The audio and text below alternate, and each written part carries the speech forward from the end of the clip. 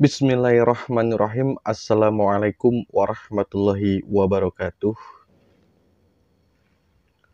Alhamdulillah kita masih bisa berjumpa kembali di channel YouTube Lintang Junior Official. Terima kasih yang sudah standby, yang sudah menonton, yang sudah mendukung channel YouTube Lintang Junior. Semoga Allah membalas kebaikan kalian semua. Amin ya Allah ya Rabbal Alamin.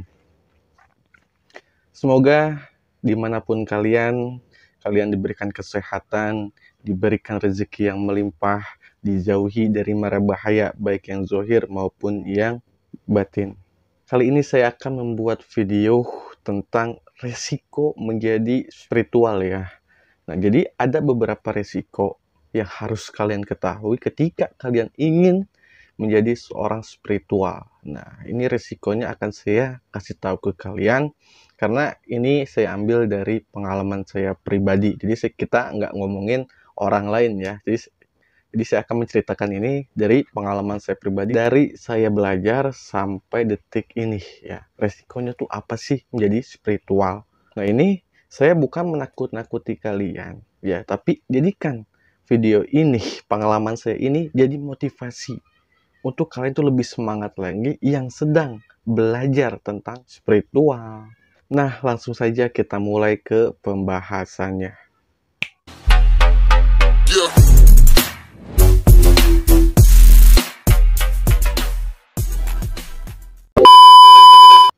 Nah, yang pertama yang harus kalian ketahui, ketika kalian menjadi spiritual, hidup kalian itu tidak akan pernah merasa aman, tenang, dan bisa dikatakan bahagia lah ya. Bahagianya karena gini, ketika kalian menjadi seorang spiritual, itu kalian tuh akan dipantau terus-menerus oleh musuh kalian, gitu.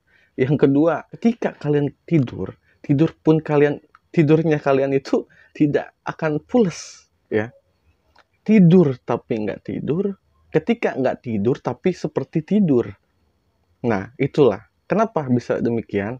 Ya, ini nanti akan saya jelaskan. Yang ketiga, kadang kalian itu susah dalam segi makan, mut-mutan ya.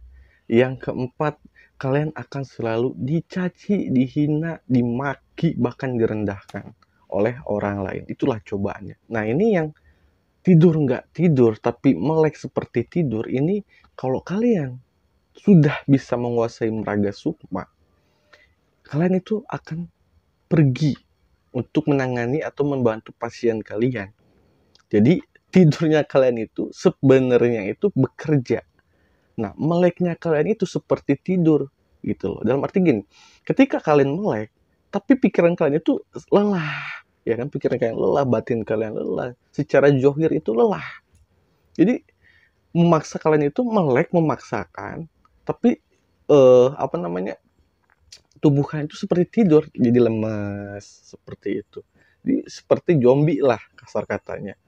Ya, ini kalau makan, kadang gini, serangan demi serangan yang akan kalian hadapi, itu akan membuat nafsu makan kalian itu berkurang.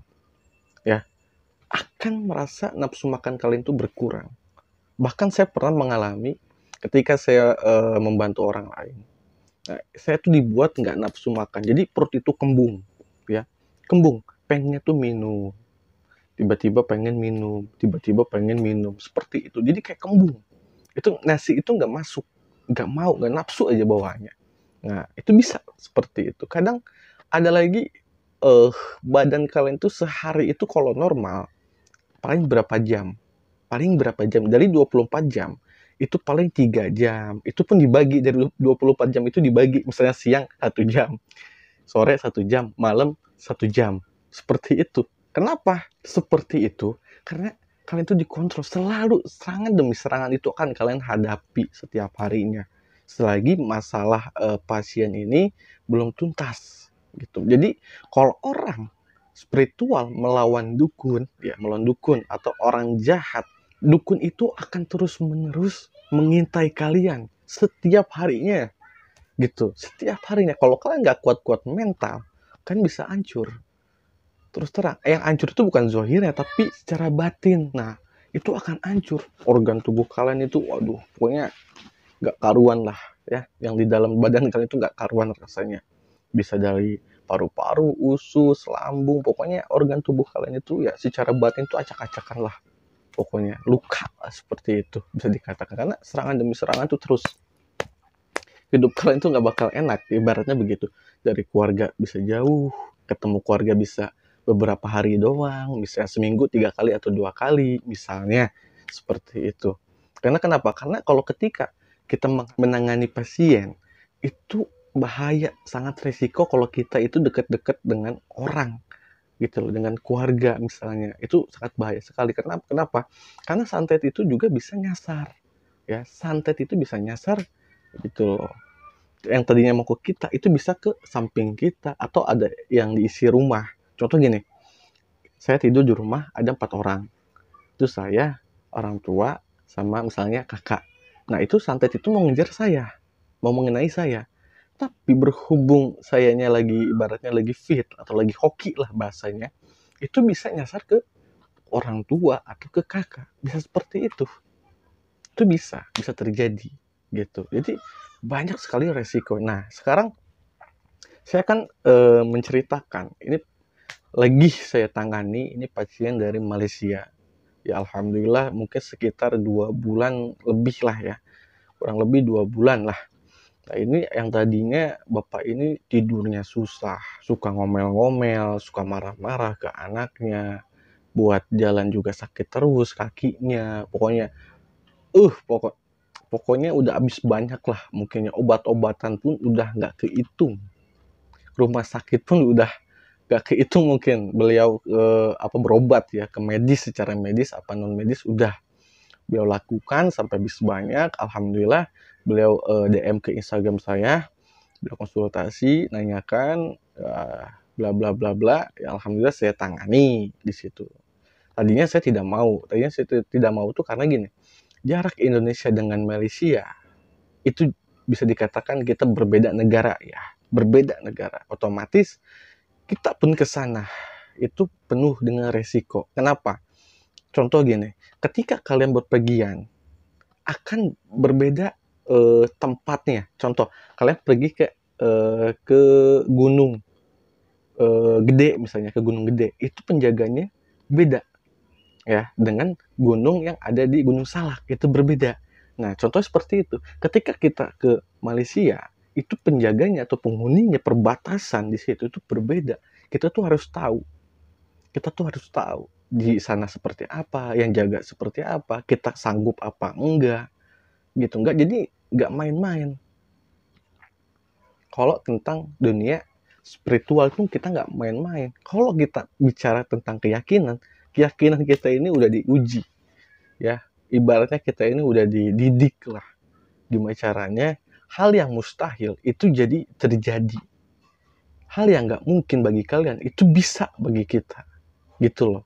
Jadi gini loh, bukan berarti kita ini luar biasa, tidak. Tapi kita belajar bagaimana caranya, gitu loh.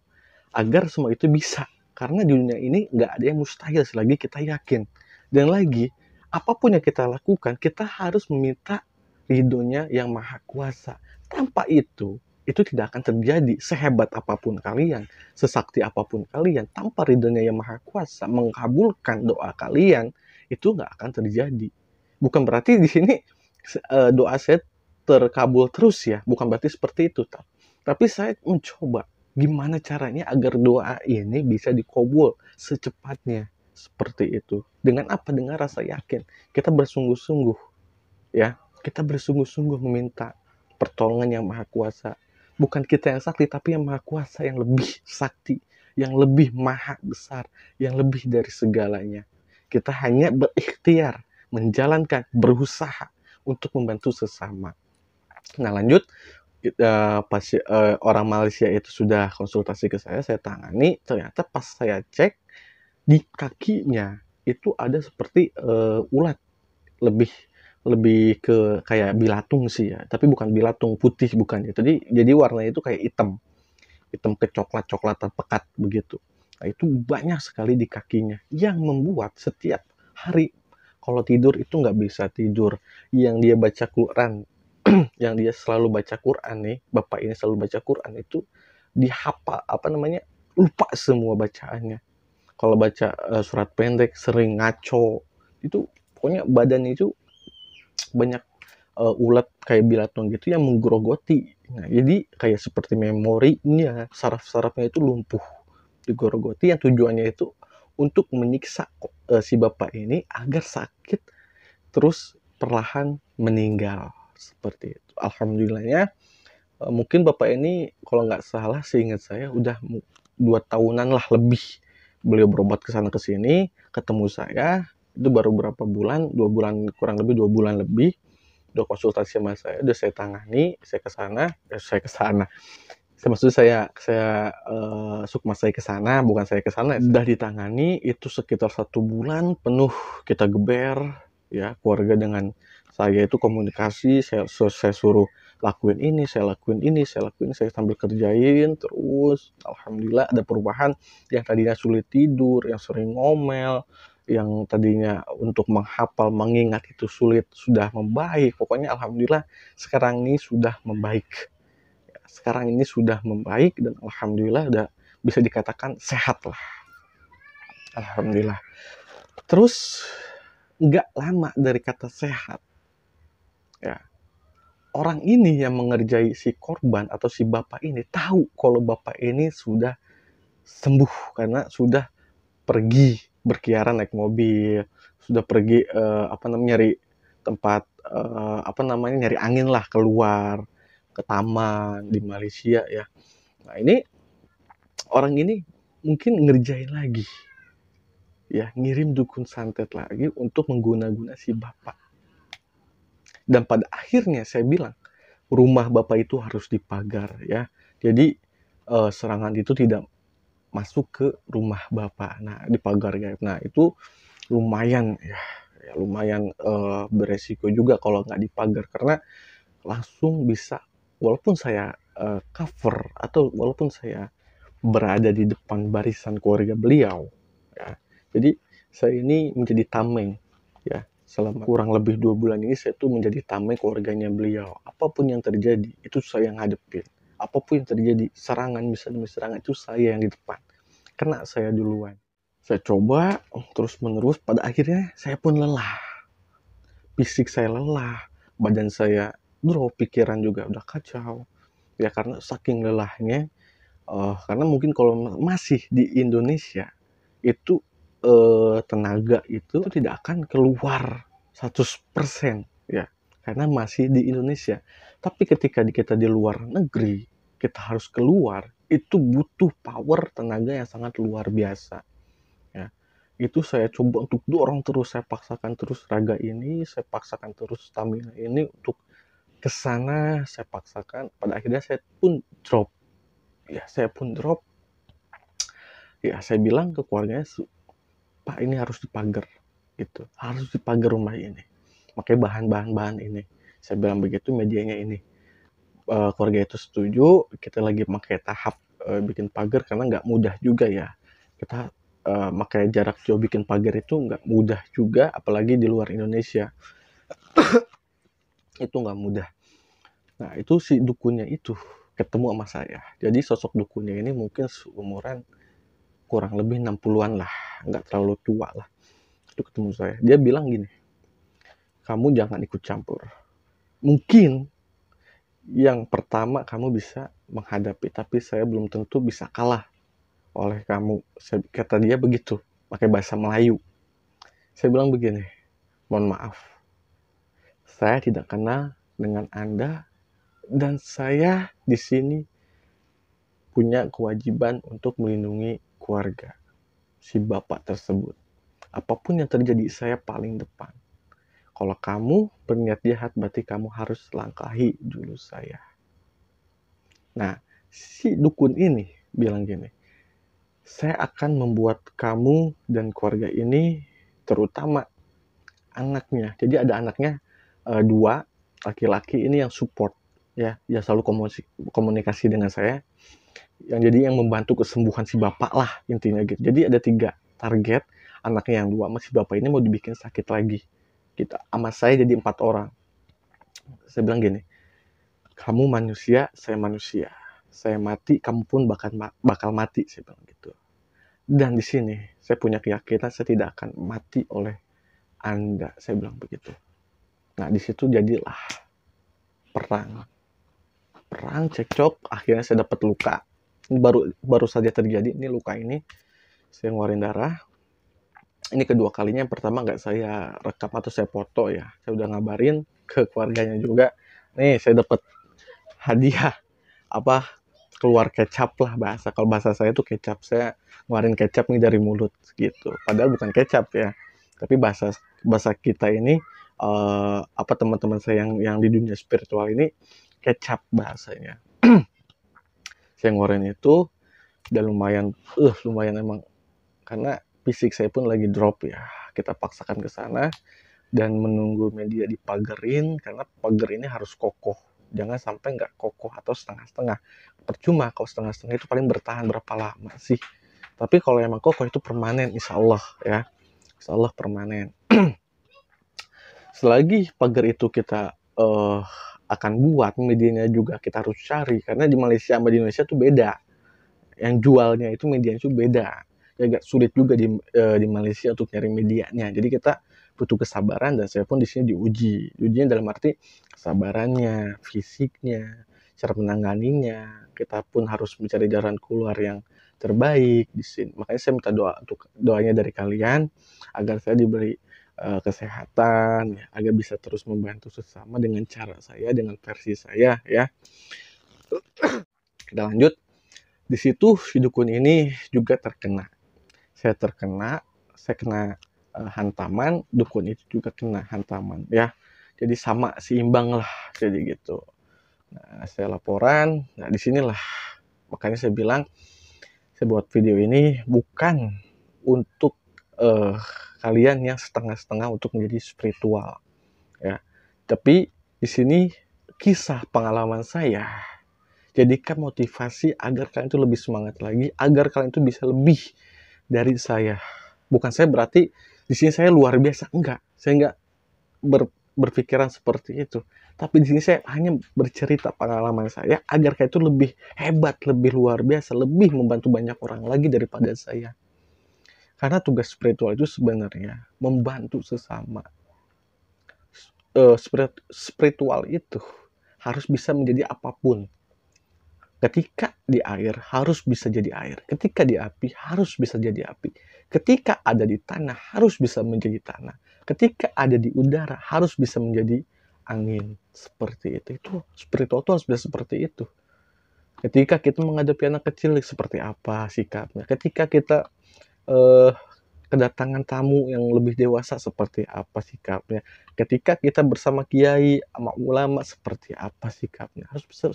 Harus bisa seperti itu. Ketika ngaji seperti ini, kita pun harus bisa. Itulah spiritual, multifungsi, dengan catatan tidak melanggar ketentuan yang ada ya. Namanya spiritual itu ya, pertama ya resikonya itu kita harus siap mati. Mati itu ibaratnya tuh satu jengkal tangan. Ibaratnya seperti itu. Kalau kita sudah berisiko dengan lawan yang luar biasa. Karena di dunia ini pasti ada orang sakti, ada orang yang lebih sakti, dan ada lagi orang yang paling sakti gitu. Jadi ada aja tingkatannya, dan kita itu nggak boleh merasa diri kita itu lebih sakti dari orang lain, tidak boleh.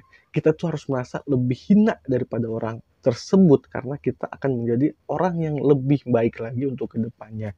Jangan pernah kita berpikir kita itu lebih baik daripada orang itu. Belum tentu seperti itu kejadiannya. Makanya kita harus terima jalan hidup ini, walaupun kita dikucilkan, dihina, di apapun lah dengan manusia, kita terima, kita ikhlas, kita sabar. Karena dari hal itu kita akan menjadi kuat, akan merasakan hasilnya di kemudian hari ya. Jadi jangan mudah emosi, jangan mudah kita nonjok orang, kita berantem, jangan mudah seperti itu ya. Nah, ini sedikit cerita pengalaman saya tentang spiritual, dan saya ingatkan sekali lagi, jadikan pengalaman saya pribadi untuk motivasi kalian ke depannya agar kalian itu menjadi spiritual yang handal, yang bermanfaat untuk sesama makhluk ya. Dan kenapa sih Kang di usia muda ini Akang bisa seperti ini? Ya inilah takdir ya, dan inilah perjalanan seseorang atau perjalanan saya, karena setiap perjalanan manusia itu pasti berbeda ya, berbeda caranya, berbeda tempatnya, seperti itu. Ada misalnya di kalian bertanya seperti ini, Kang terus Kang kalau misalnya Akang luka dalam, terus Akang kena serangan, itu gimana sih cara ngobatinnya? Nah ini saya itu kalau diobati itu sama guru saya, dan guru saya yang ngobatin saya itu bukan manusia.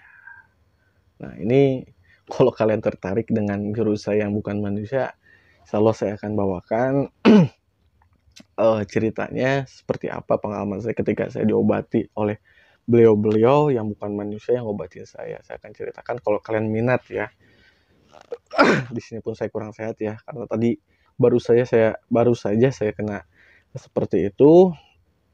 Saya pun butuh istirahat yang cukup, dan nantinya saya punya tugas lagi untuk ke sana ke Malaysia, masih belum tuntas ya, walaupun lagi kurang sehat, saya tetap punya kewajiban untuk membantu mereka selagi nafas ini masih terasa di kehidupan saya. Di sini saya pamit undur diri. Saya bukan merasa lebih sakti daripada kalian atau lebih jago dari kalian. Saya tidak merasa seperti itu, tapi di sini saya hanya memberi edukasi, ini loh resikonya menjadi spiritual. Untuk kalian para sepuh, para ahli spiritual, salam kenal dari saya Lintang Junior. Semoga di video ini ada hal yang bermanfaat untuk kalian dan menambah wawasan kalian. Saya pamit undur diri. Wassalamualaikum warahmatullahi wabarakatuh.